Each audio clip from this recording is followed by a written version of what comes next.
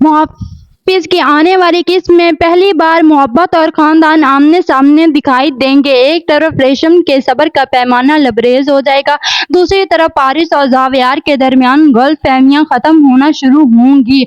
लेकिन असल धमाका उस वक्त होगा जब मीर बुजदार शाह बरसों की दूरियां खत्म करने के लिए खुद जावियार के घर पहुंच जाएंगे।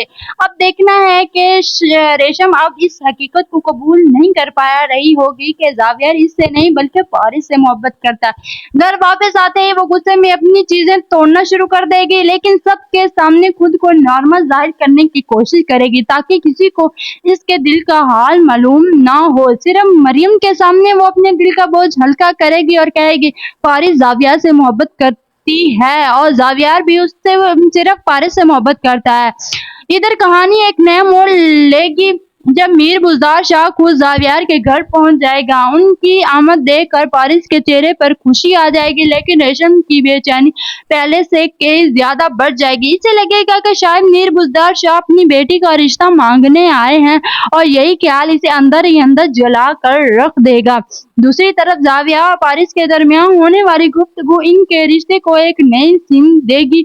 पारी आंसुओं के साथ जावियार से कहेगी अगर तुम मुझसे मोहब्बत करते हो तो फिर सबके सामने सच सच क्यों नहीं बताते। जावियार इसे यकीन दिलाएगा कि वो इसे कभी तन्हा नहीं छोड़ेगा और हर हाल में इसकी हिफाजत करेगा। लेकिन दोनों को ये मालूम नहीं होगा कि दरवाजे के पीछे खड़ी रेशम की एक एक बात सुन रही है।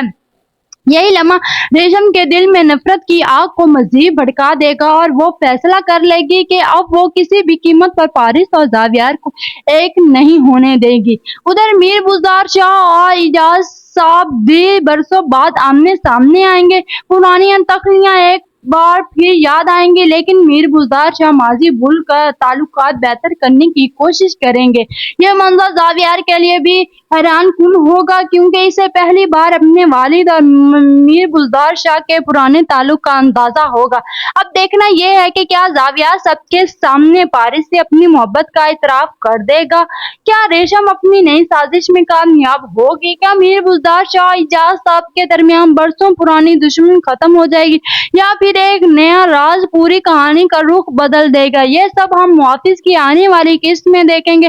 अगर आपके ख्याल में आखिरकार जावियार को अपने खानदान के पास पारिस का हाथ मांग लेना चाहिए तो अपनी राय कमेंट में जरूर बताएं।